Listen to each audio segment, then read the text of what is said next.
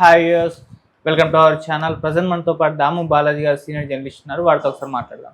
నమస్కారం సార్. నమస్తే సార్, ఫిర్జాది కూడా తేజస్విని ఇష్యూలో ఇంకొక న్యూస్ బయట సర్క్యులేట్ అవుతుంది సార్. అంటే మొదటి నుంచి కూడా అజయ్ అని ఒక పేరు ప్రముఖంగా వినిపిస్తుంది. సో అంటే ఈ కేసుకు సంబంధించి అతనికి లింక్ ఉందని చెప్పేసి కూడా వినిపిస్తుంది. అయితే ఈమె అజయ్ అజయ్ అని చెప్పేసి అరిచిందని చెప్పేసి కూడా ఇప్పుడు కొన్ని వార్తలు వినిపిస్తున్నాయి.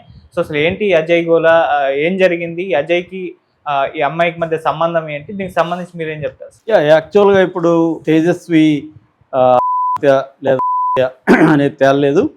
ఏదైనా ఆమె సంబంధించి అనేక విషయాలు ఇప్పుడు బయటకు వస్తున్నాయి. అందులో ఒక పేరు అజయ్, రెండోది టాపిక్ వచ్చి మూడోది ఆ గుడి పూజారి, ఆ గుడికి ఎదురుగా ఉన్న కిరాణా వ్యాపారి, అక్కడ చెరువు దగ్గర ఫస్ట్ చూసిన అఖ్తర్ అనే అబ్బాయి, దాని తర్వాత వాళ్ళ పక్కింట్లో ఉండే సత్యవతి అనే ఒక ఆమె, అట్లాగే అశ్విని అని ఇంకొక ఆమె, వీళ్ళు ఇప్పుడు మీడియాతో మాట్లాడారు. సో అసలు ఇప్పటివరకు మనకున్న సమాచారం మేరకు వీళ్ళు ఏం చెప్పారు, సూసైడ్ నోట్లో ఏముంది, అది ఎంఐ రాసిందా, అజయ్ ఎవరు, ఈ విషయాల గురించి మాట్లాడుకుందాం. దేశంలో అన్ని చేంజ్ అయ్యాయి, మీ నగలు కూడా చేంజ్ చేయండి. మీ పాత నగకు గ్రాముకి 150 రూపాయలు ఎక్స్ట్రా పొంది కొత్త నగలు తీసుకోండి. అదే తక్కువ తరుగుకు మీ లలితలో మాత్రమే. సో ముందుగా మనకి అఖ్తర్ అనే అబ్బాయి ఏం చెప్తున్నాడంటే, మేము అక్కడ గేదెలు మేపుకునే వాళ్ళం చెరువు దగ్గర. నేను మార్నింగ్ వెళ్ళేసరికి చెరువులో ఒక అమ్మాయి తల, చెవులు, జుట్టు కనబడింది. నేను షాక్ అయ్యాను, ఎప్పుడూ నా జీవితంలో ఇలాగ చూడలేదు. ఇమీడియట్గా నేను అక్కడ ఉన్న దగ్గరలో ఉన్న వాళ్ళకి చెప్పాను, వాళ్ళు పోలీసులకు ఫోన్ చేశారు. అలాగే నేను ఫస్ట్ చూశానని అఖ్తర్ చెప్తున్నాడు. అలాగే కిరాణా వ్యాపారి, ఆ గుడికి ఎదురుగా కిరాణా వ్యాపారి ఉంటాడు. ఆయన ఏం చెప్తున్నాడంటే, నేను మార్నింగ్ వచ్చి షాప్ ఓపెన్ చేస్తే ఇక్కడ గందరగోళంగా జనం గుమికూడి ఉన్నారు. ఏందని అడిగితే ఇలాగా సీసీటీవీ ఫుటేజీలు మీ దగ్గర ఉన్నవి చూపించండి అన్నారు. ఆ తర్వాత మేము సీసీటీవీ ఫుటేజీలు చూసాము. అందులో ముందుగా ఒక అమ్మాయి పరిగెత్తుంది, ఆ అమ్మాయికి ముందుగా ఒక కుర్రాడు పరిగెత్తున్నాడు. ఆ గుడి దగ్గరకు వచ్చింది, గుడిలో ఫస్ట్ పెద్ద గుడి దగ్గరకు వచ్చి తాళం చూస్తే తాళం వేసింది.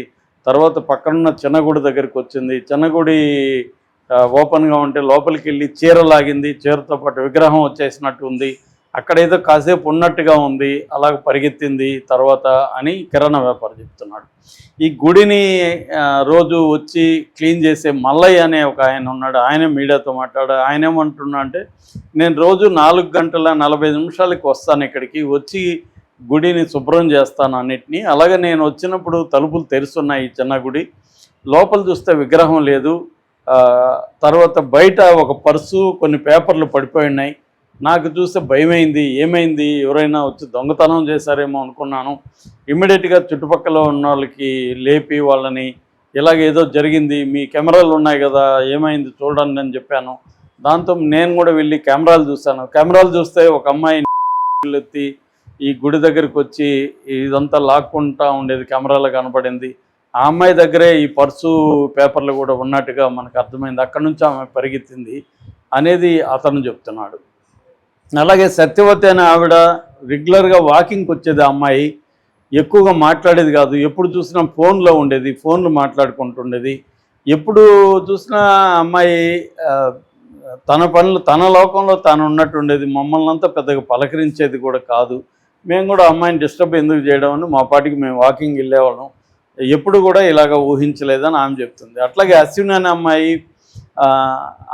అజయ్ అజయ్ వద్దజయ్ అని అరిసినాడని నాకు వేరే వాళ్ళు చెప్పారు, పక్కన వాళ్ళు అని మీడియాతో అశ్విని చెప్తుంది. ఆ అమ్మాయి కానీ వాళ్ళ తల్లి కానీ ఇంతకుముందు మా దగ్గర ఉండేవాళ్ళు. ఈ మధ్య 2 నెలలకు ముందు ఇక్కడికి వచ్చారు. వాళ్ళు ఎప్పుడు సెకండ్ ఫ్లోర్లో మెట్లకి వెళ్ళేవాళ్ళు కాదు, లిఫ్ట్ ఉంది, లిఫ్ట్లో వెళ్ళి లిఫ్ట్లో వచ్చేవాళ్ళు అంతే.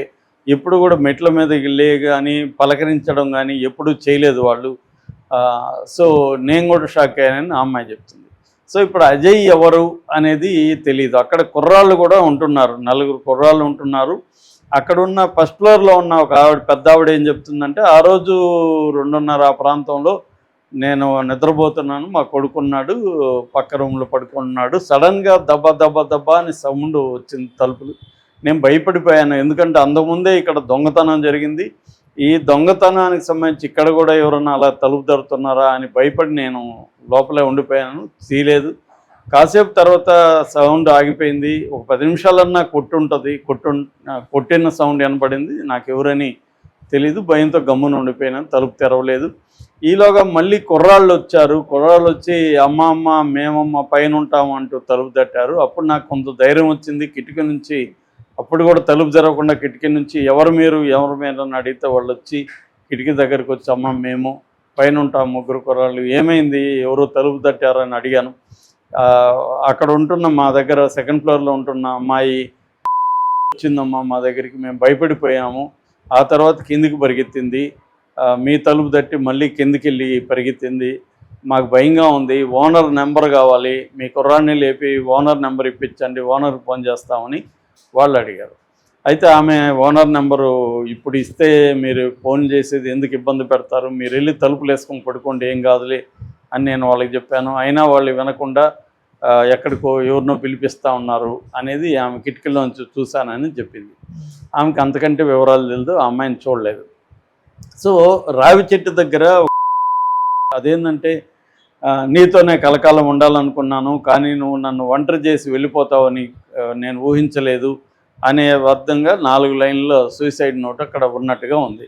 మరి అది సూసైడ్ నోట్ ఈఎంఐ రాసిందా ఆ టైంలో, లేకపోతే అంతకుముందు ఎవరైనా రాసిందా, ఇవన్నీ కూడా ఇప్పుడు పోలీసులు దాన్ని పరిశీలించే పనిలో ఉన్నారు. అంటే ఈఎంఐ రేటింగ్ అయితే ఈఎంఐ అంతకుముందు ఏమన్నా రాసిన నోట్స్ కానీ ఏమన్నా ఉంటే దీన్ని కంపేర్ చేసి ఈఎంఐ హ్యాండ్ రైటింగ్ కాదా అనేది చూడాలి. అలాగే తల్లికి కూడా చూపించి తల్లిది చేసుకోవాలి. కానీ చుట్టుపక్కల ఉన్న వాళ్ళు అశ్విని సత్యవతి వీళ్ళంతా చెప్పేది ఏంటంటే ఇదంతా అయినాక మేము వాళ్ళ ఇంటికి వెళ్ళాము, ఈ వీడియోలు చూసినాక అమ్మ ఇలా ఎత్తుంది మీ పాప, అప్పటికి తెలియదు ఇంకా వీళ్ళకి ఎత్తుంది మీ పాపని అడగడానికి వెళ్తే పరిగెత్తే వస్తుందిలే మీరు వెళ్ళండి ముందు ఇక్కడ నుంచి అని ఆమె రూడ్గా మమ్మల్ని తరిమేసింది. ఎందుకు ఇంత కోపంగా ఉంది ఈమె, ఎవరైనా కూతురు మిస్ అయితే బాధగా ఉండాలి, ఇంకా నలుగురికి చెప్పుకోవాలి, మీకేమైనా కనిపించిందా, మీకేం సీసీటీవీలో ఏముంది ఇవన్నీ కదా అడగాలి, అవేమీ అడగట్లేదు ఆమె. రూట్గా వెళ్ళిపోండి మీరు ముందు ఇక్కడికి వెళ్ళండి, పోయింది వస్తుందిలే తిరుగు అని చెప్తుంది అనేది వాళ్ళు చెప్తున్నారు. అంటే క్లియర్గా అజయ్ ఎవడు, ఈమె తల్లి ఎందుకు ఇంత రూట్గా బిహేవ్ చేస్తుంది, కూతురు మీద ఏమైనా కోపం ఉందా, అంతకుముందు కూడా కూతురికి ఈమెకి మధ్య గొడవ జరిగింది, పెద్ద ఆర్గ్యుమెంట్ జరిగిందని చెప్తున్నారు. ఎందుకంటే వాళ్ళు 2-3 రోజుల నుంచి ఈ రెంటల్ యాప్స్ చూసి కొత్త ఇంటికి మారడానికి ట్రై చేస్తున్నారు. సో అందులో భాగంగానే వాళ్ళు ఇల్లు కూడా ఎత్తుకొచ్చారు ఆ రోజంతా అని కూడా, ఫ్రైడే ఇల్లు ఎత్తుకు కూడా వచ్చారని చెప్తున్నారు. లాస్ట్ ఫ్రైడే జరిగింది ఇది. సో ఇవన్నీ చూస్తున్నప్పుడు ఇప్పటికీ అజయ్ ఎవడో తెలీదు. ఆ 4 కుర్రాళ్ళని పోలీసులు అదుపులోకి తీసుకొని ప్రశ్నిస్తున్నారని చెప్తున్నారు. సో ఏదో మిస్టరీ ఉంది, అందుకనే పోలీసులు కూడా ఇంకా బయట పెట్టలేదు, కొలిక్కి వచ్చినాకే బయట పెట్టాలని. సో పోలీసులు అయితే అన్ని యాంగిల్స్లో చూస్తున్నారు. తల్లి మీద కూడా వాళ్ళకి అనుమానం ఉంది. తల్లి అయితే పోలీసులకి ఈ అమ్మాయికి డిస్టర్బ్డ్గా ఉంది, కొన్ని రోజుల నుంచి పీడకలలు వస్తున్నాయి, నైట్ వస్తున్నాయి, ఫియర్ ఫోబియా ఉంది, భయం ఉంది అని ఆమె చెప్తుంది. కానీ వాకింగ్ లైన్లో వీళ్ళంతా కూడా అమ్మాయిని చూస్తే నార్మల్గానే ఉంది, ఎక్కడేమి ఇబ్బందిగా కనిపించలేదని వాళ్ళు చెప్తున్నారు. సో మరి తల్లి ఎందుకు ఇలా బిహేవ్ చేస్తుంది, మీడియాతో అంటే బాధ ఉండొచ్చు, మీడియాతో మాట్లాడుకోవచ్చు, కనీసం చుట్టుపక్కల వాళ్ళతో కూడా ఆమె మాట్లాడట్లేదు, ఎవరితో కూడా తన బాధను పంచుకోవడం కానీ, పోయి నీ కూతురు ఇలా పరిగెత్తిందని చెప్తే కూడా ఆమె షాక్ అయినట్టు కానీ బాధపడుతున్నట్టు కానీ లేదు. సో తల్లిదే రోల్ ఏదన్నా ఉందా, వ్యభిచారం జరుగుతోంది ఇక్కడ, ఈమెమన్నా వ్యభిచారంలో దించిందా, లేకపోతే అజయ్నే కుర్రాడితే ఈ లవ్లో పడి అజయ్ ఏమన్నా చేశాడా ఆ రోజు, అందుకని అజయ్ ప్లీజ్ ఏదైనా అరిసింది అని కూడా చెప్తున్నారు. వద్దు అజయ్ అని అరిసిందని కూడా చెప్తున్నారు. ఇవన్నీ పోలీసులు ఇంకా విచారణ అయితే కంప్లీట్ కాలేదు, 1 వీక్ అయిపోయింది. ఇప్పటికి కూడా ఒక నిర్ధారణగా పోలీసులు చెప్పలేని పరిస్థితి case. Okay sir, thank you so much.